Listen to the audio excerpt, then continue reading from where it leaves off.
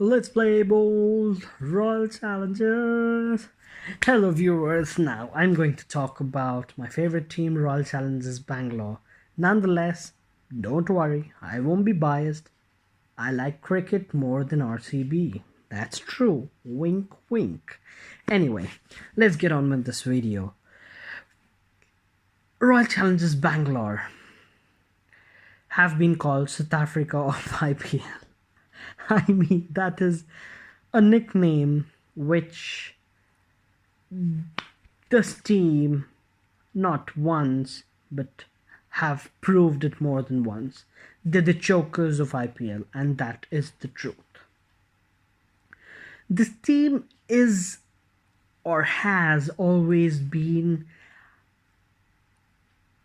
a collective group of superstars of international cricket, players like Rahul Dravid, Anil Kumble, Jack Kelly's. I mean, you have had everyone. You've had even Chris Gale in your team. You've had Baz.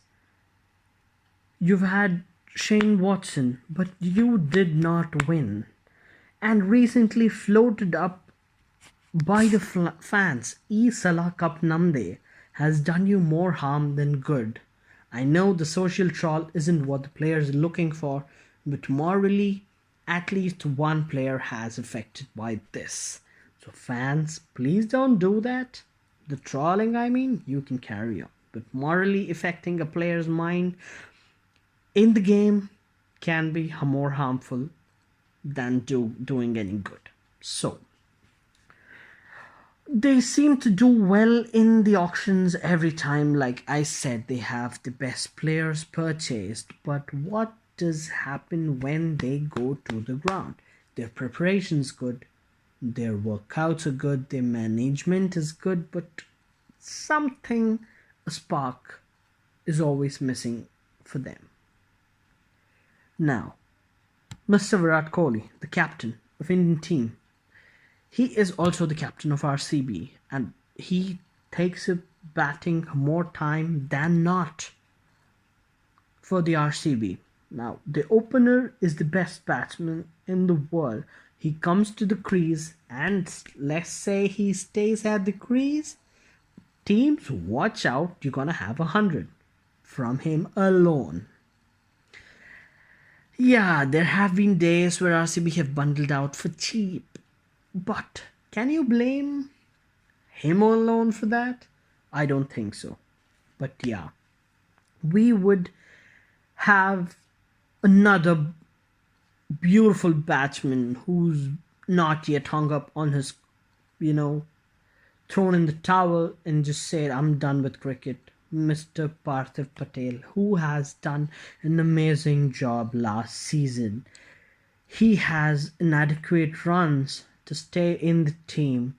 He has been a good wicket keeper whenever he got the opportunity. He has been a contributor for the team's cause more than anyone last season. Now, we have Robin Uthappa in the list of marquee players. But will RCB again look for someone like Robin Uthappa? Will that be a priority for them? Is a thing that we have to wait and watch for. I'm saying this why? Because Virat Kohli does his best when he's at number 3 or number 4. So say Robin Uthappa comes in, Robin Uthappa and Parthiv Patel would be the openers, following up with Virat Kohli. And then we have an alien. It's ABD, the Superman. Sorry, beg your pardon. The official Superman of the cricketing universe. Now, once he stays flying around in the crease, I'm sure no one has found that kryptonite which can be used to collapse him. But you see, there ends the party. There is no other big bash hitters who can come down and Bang, bang, bang after that. Moin Ali, who's really good last season, for them. I'm not forgetting the 5 sixes he hit against Kuldeep Yadav. He has a really good bowling too. He can contribute whenever he can, although he's used less. I don't know why, but he's used less by Kohli. He is a really good all-rounder who has not been completely utilized by Virat is what is my opinion on Moeen Ali's contribution to last year's IPL, and maybe that changes with the change in management. Mike Hesson coming in. He's a young dynamic guy who has seen through almost many teams across the world that they do well, and RCB, though doing well, haven't made their mark in IPL yet.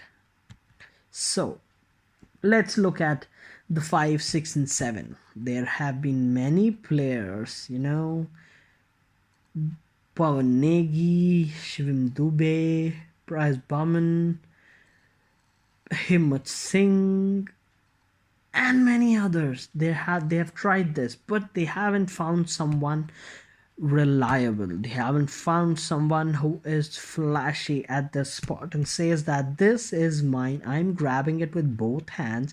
You cannot chuck me from this position. So,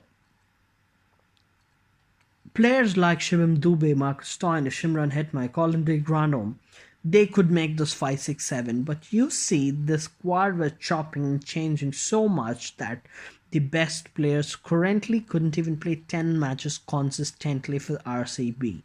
Now, that is something they have to look for. Have some consistency and balance at the same time. So, I'm sure RCB has more questions in regards to every aspects of their game. The captaincy, I won't fault Virat because it's not only his responsibility to take the team over, it's also the other players who have to respond to Virat's aggression and also match that sizable. Okay, sizable is a very small word for Virat's aggression, but yes, they have to match that in order for the team to do well. But come on, the bowling troubles as well. Chahal and Saini were one of the standout performers. Umesh Yadav, who was surprisingly good, suddenly did drop. I don't know why. He wasn't the same Umesh Yadav who was in the first half of the tournament. He was really good, but then he has to work on his death bowling. They have to have a death bowler and not Mohammad Siraj. Mohammad Siraj cannot be entrusted with the final overs like usual. Mohammad Siraj should be used to contain the middle overs, and they have to have a bowler who can deliver them wickets or at least maidens or less runs in an over in the final.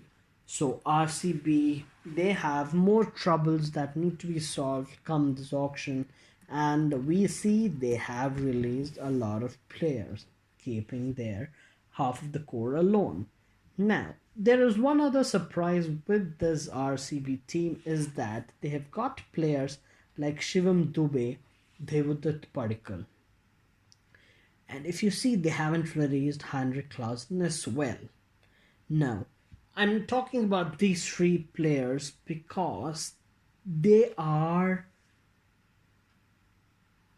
amazingly good players who have been underutilized previous season and who will be utilized more this time. That Virat has seen what Shivam Dubey can do in international circuit as well. Now, I think RCB would be looking out for a whole lot of purchase this season, and it's going to be a very huge auction for RCB. And the key for victory on the ground is to win it in this room. Not big time, but get the right players. Get whom you want. We don't need superstars. We need good players who can make the superstars bow when they come across them. Like that. It's a reference to one of the movies, which I don't remember. But anyway, let's not get hung up on that. The batsmen they would be looking for essentially would be someone like a Colin Munro, a Chris Lynn, an Evan Lewis, a Martin Guptill, a Glenn Maxwell for sure can help them in their bowling as well as their batting lineup. The all-rounders like Chris Morris, David Willey, Ben Cutting, Jimmy Neesham can, answer the bowling woes RCB have been having. Players like Mitchell Marsh also can be looked into. But the main thing here would be buying players like Mohit Sharma, Jaydev Unadkat, uh, Pat Cummins, or Chris Jordan. I know Josh Hazelwood is injured now, but come IPL he should be fit. So even Josh Hazelwood is a contender for the RCB's purchase.